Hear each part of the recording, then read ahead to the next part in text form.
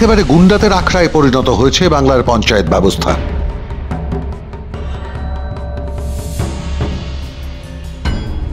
4 মিনিটের ভিডিওতে স্পষ্ট তারিখ আর সময়।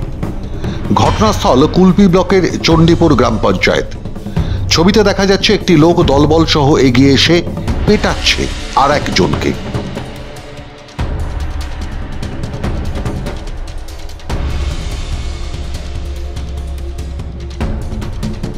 যিনি পেটাচ্ছেন তিনি তৃণমূল কংগ্রেসের নির্বাচিত না হওয়া উপপ্রধান।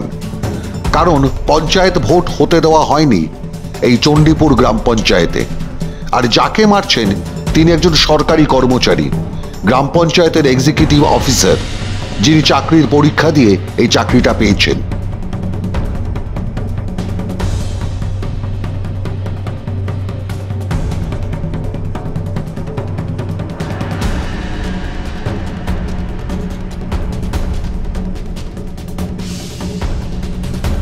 কেন সরকারি পরীক্ষা দিয়ে পাশ করে আসা একজন সরকারি কর্মচারীর গায়ে হাত তুলছেন গায়ের জোরে ভোট করতে না দিয়ে নির্বাচিত হওয়া একজন উপপ্রধান?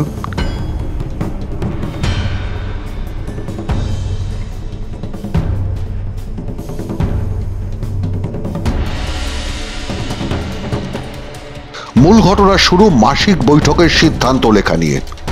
পঞ্চায়েতের নিয়ম অনুযায়ী রাজ্য সরকারের পক্ষ থেকে পঞ্চায়েতের মাসিক বৈঠকের সময় এক্সিকিউটিভ অফিসারকে উপস্থিত থাকতে হয়। পঞ্চায়েত কিভাবে পরিচালিত হবে তার সিদ্ধান্তগুলি লেখার দায়িত্ব এই এক্সিকিউটিভ অফিসারের। 20 জুলাইয়ের দিনটাও তাই ছিল। হঠাৎ চণ্ডীপুর উপপ্রধান সাবির মোল্লার মনে হয়েছে এই সিদ্ধান্ত ঠিক মতো লেখা হয়নি, ফলে উঠে এসে বেধড়ক মারধর করতে শুরু করেন এক্সিকিউটিভ অফিসার ভিক্টর মিশ্রকে। একা নন, সঙ্গে তার দলবল।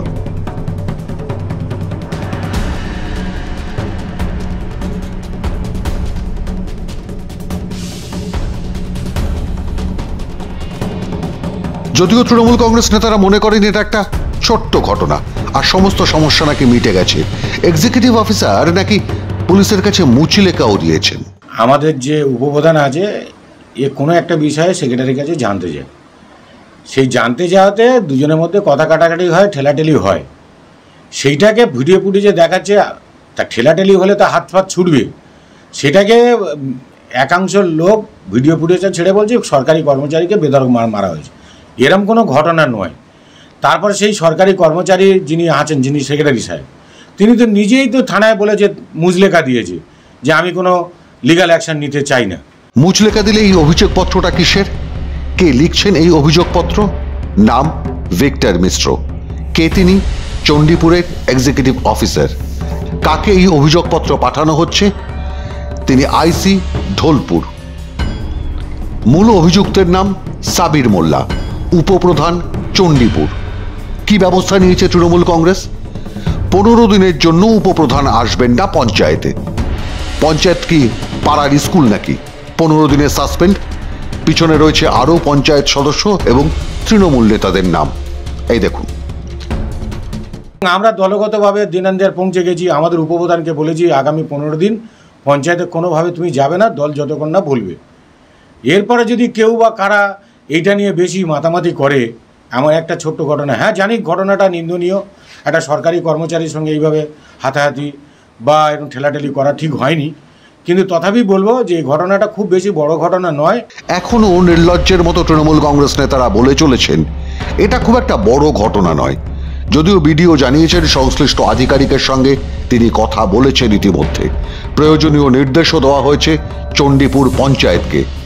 কেন রাজ্য সরকারের পক্ষ থেকে এর একজন সরকারি কর্মচারীকে তার অফিসের মধ্যে মারধর করবার অভিযোগে গ্রেফতার করা হবে না উপপ্রধান সাবির মোল্লাকে?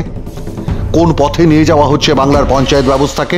এইটা নিয়ে আমরা গতকালকেই ওই কর্মচারীর সাথে আমরা আলাদা করে বসেছিলাম। উনি একটা লিখিতভাবে আমাদের কাছে জানিয়েছেন যে একটা সমস্যা হয়েছিল ওখানে পঞ্চায়েতের কোনো একটা মিটিংয়ে রেজলিউশন লেখা নিয়ে, সেই তারপরে এই ঘটনাটা হয়। কিন্তু পরবর্তীকালে প্রধান এবং অন্যান্যদের উপস্থিতিতে ওই উপপ্রধান যিনি যার নামে অভিযোগটা হয়েছে তিনি ওর কাছে ক্ষমা চান এবং ব্যাপারটা ওখানে একটা মীমাংসার মতন হয়। এবং উনি কালকে লিখিতভাবে জানিয়েছেন যে উনি এটা নিয়ে কোনো ফার্দার আর কিছু করতে চান না। শুধু উনি আমাদের কাছে আবেদন করেছেন যে আগামী দিনে যেহেতু উনি পঞ্চায়েতে কাজ করবেন তাতে ওনার যেন সেফটি বা অন্যান্য নিরাপত্তার ব্যাপারটা দেখা হয়, সেই ব্যাপারে আমরা সমস্ত স্তরেই কথা বলছি এবং অন্যান্য কর্মচারীদের ক্ষেত্রেও যেভাবে আমরা নিরাপত্তার কথা ভেবে থাকি সেইভাবে আমরা ওনাকে, যাতে উনি সুষ্ঠুভাবে ওখানে আগামী দিনে কাজ করতে পারেন, সেই ব্যাপারটা দেখব। যদিও ঘটা ঘটনার নিন্দা করেছে বিজেপি। এখন সরকারি কর্মচারী তারা পঞ্চায়েত প্রধান এবং সদস্যদের দ্বারা অ্যাটাক হচ্ছে, তাদের উপর হামলা চালানো হচ্ছে। এই হামলাটা প্রথম ভারতীয় জনতা পার্টি কিন্তু সমর্থন করে না, আমরা এর বিরোধিতা করি এবং আমরা এর সুষ্ঠু বিচার চাই। যে একজন সরকারি কর্মচারীর উপর হামলা করছে প্রধান তার সদস্যদের নিয়ে, এটা তৃণমূলের শাসনে এটা তো হচ্ছে, এটা অন্য কোনো সরকারের শাসন হলে হতো না, অন্য কোনো সরকার হলে এটাকে বরদাস্ত করতো না। তো সারা পশ্চিমবঙ্গের সমস্ত গ্রাম পঞ্চায়েতে, কুলপি ব্লকে, এমনকি বিডিও অফিসের ভিতরে বিডিওর সামনেই মারপিট হচ্ছে। তো এরকম পরিস্থিতি সারা পশ্চিমবঙ্গে সব জায়গায় হচ্ছে। কিন্তু শুধু নিন্দা করাটা সমাধান নয়। কেন চণ্ডীপুরে এখনো উপপ্রধান সাবির মোল্লার গুন্ডামির বিরুদ্ধে মিটিং, মিছিল আর জনমত তৈরি করছে না রাজনৈতিক দলগুলো? কেন প্রশাসনিকভাবে কড়া ব্যবস্থা নেওয়া হচ্ছে না গুন্ডা উপপ্রধানের বিরুদ্ধে? কেন পুলিশের ওপর চাপ সৃষ্টি করে গ্রেফতার করানো হচ্ছে না চণ্ডীপুরের তৃণমূলের উপপ্রধান সাবির মোল্লাকে? এখনই আইনি ব্যবস্থা না নিলে এটাই দস্তুর হয়ে যাবে বাংলার সমস্ত গ্রাম পঞ্চায়েতে। গ্রাম পঞ্চায়েতগুলো লুঠের কারবারিদের হাতে যাওয়ার পর কি এবার গুন্ডামির মুক্তাঞ্চলে পরিণত হবে? মাধ্যম ব্যুরো রিপোর্ট।